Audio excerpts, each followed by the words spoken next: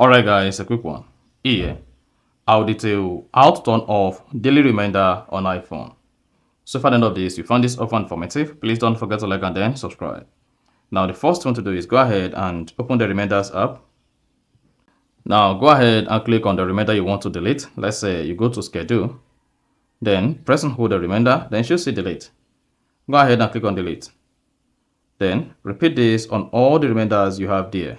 So just delete the reminder, then hit the back button, come to all, press and hold the reminder, click on delete.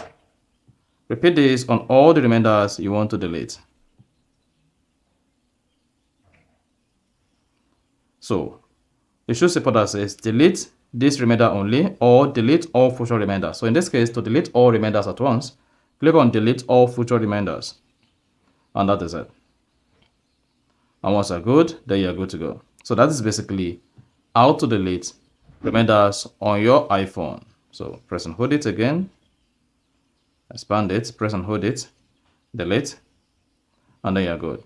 So you see, we no longer have any reminder active here. And if you come to recently deleted, you should see all your recently deleted reminders.